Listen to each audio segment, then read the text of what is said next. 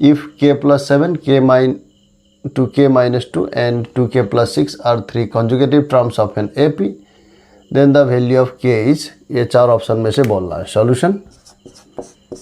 जब तीन term conjugative term होंगे AP के, तो ये जो बीच वाला है ये दोनों का मीन होता है। देयरफॉर क्या होगा, 2k minus 2 जो होगा ये k plus 7 and 2k plus 6 इसका मीन होगा। बीच वाला टर्म हमेशा AP में ये दो टर्म का एवरेज होता है। तो यहाँ से क्या मिलेगा, 4k minus 4 equal to 3k plus इधर हो गया 13। So 4k minus 3k is 13 plus 4, so k equal to 17। So k का वैल्यू 17 मतलब ऑप्शन बी। आंसर क्या हो गया, सो बी। सो इस प्रॉब्लम का आंसर बी होगा। Thank you.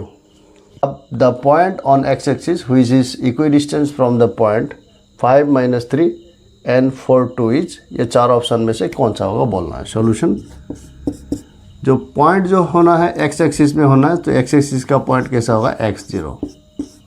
एक्स एक्सिस का कोई भी पॉइंट x0 हो सकता है। x का डिफरेंट वैल्यू के लिए ये एक्स एक्सिस में ही होगा। 0 होने से ओरिजिन होगा, प्लस में होने से राइट साइड होगा ओरिजिन से, माइनस होने से लेफ्ट साइड में होगा। अब ये पॉइंट से ये दोनों पॉइंट इक्वी डिस्टेंस होना है। उसका मतलब क्या है, ये distance x minus 5 whole square और 0 minus 3 होल स्क्वायर मतलब 3 स्क्वायर इक्वल टू क्या होना होगा, स्क्वायर रूट भी दे सकते हैं, x minus 4 whole square and x minus 0 minus 2 whole square, ये होना होगा। तो ये डिस्टेंस, ये एक्स एक्सिस का जो पॉइंट उससे इस पॉइंट का डिस्टेंस एंड इस पॉइंट का डिस्टेंस सेम है। सो स्क्वायर रूट दोनों ओर से हटा देंगे और स्क्वायर करेंगे तो क्या होगा, x square minus 10x plus 25 plus 9 x square minus 8x plus 16 plus 4। X square दोनों ओर से कैंसिल हो गया, तो इधर आने से minus 10x plus 8x equal to इधर क्या हो गया, 16 प्लस 4 20 माइनस इसमें क्या बना है 25 and 9 34। That means minus 2x equal to minus 14। So x equal to 7। That means क्या हो, x का वैल्यू 7, तो पॉइंट का फॉर्म ऐसा होगा। तो इसका आंसर बी 70। तो 70 जो पॉइंट है ये एक्स एक्सिस में है और ये पॉइंट ये दोनों पॉइंट से इक्विडिस्टेंट है, तो इसका आंसर बी है। Thank you very much.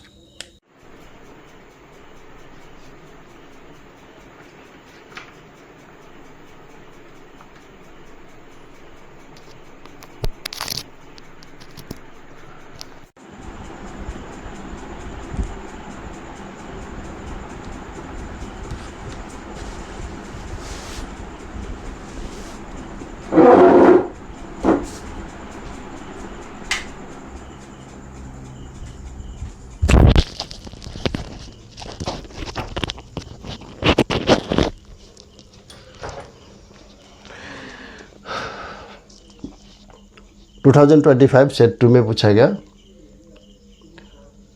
2025 CBSE 2025 का स्टैंडर्ड मैथमेटिक्स सेट 2 में पूछा गया question number 3, find the value of p for which the pair of linear equation this and this have infinitely many solution. ये दो equation के infinitely many solution होने से p का वैल्यू निकालना है। सॉल्यूशन, अब यहाँ पे ऑब्जर्व करने से क्या मिलता है, कांस्टेंट टर्म 7 7 है, ऑपोजिट साइन, सो रेशियो -1 होगा। y का कोफिशिएंट 2n-2 है, ऑपोजिट साइन है, तो इसमें भी रेशियो -1 ही आ रहा है। तो इनफाइनाइट सॉल्यूशन के लिए ये दोनों का भी ऑपोजिट साइन होना है, सेम ही वैल्यू होना है। तो 3p + 5 कितना होना है? सो अकॉर्डिंग टू क्वेश्चन क्या होना है? 3p + 5 = -10 होना होगा। उस केस में क्या होगा? a1/a2 = b1/b2 = c1/c2 होगा, क्योंकि इन्फाइनाइटली मेनी सॉल्यूशन के लिए a1/a2 = b1/b2 = c1/c2 होना होता है। यहाँ पे 2/-2 इज़ -1, -7/7 इज़ -1। उसी तरह 3p + 5/10 इज़ -1 होना होगा। तो उस केस में ये इसका माइनस होना होगा, इसका ये माइनस है, इसका ये माइनस है। तो यहाँ से क्या मिलेगा? 3p = -10 - 5, 3p is -15, so p is -15/3 = -5, जो कि हमारा ऑप्शन ए है। सो इसका answer option A. Thank you.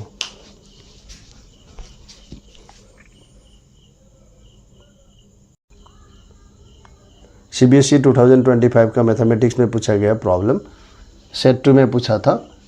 In the figure PA and PB are two tangent drawn to the circle with centre O।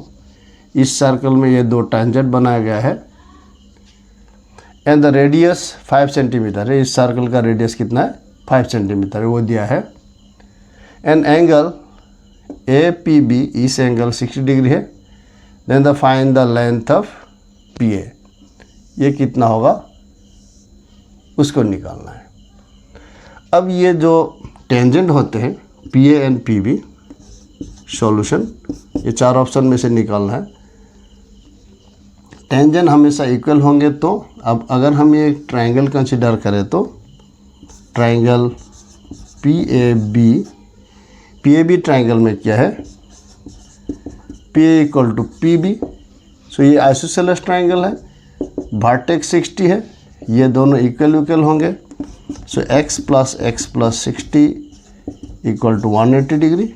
सो यहाँ से मिलेगा 2x is 120, मतलब x is 60 degree. सो ये एंगल जो 60 डिग्री हो गया तो ये इक्विलेटरल ट्रायंगल हो गया। सो PA = AB।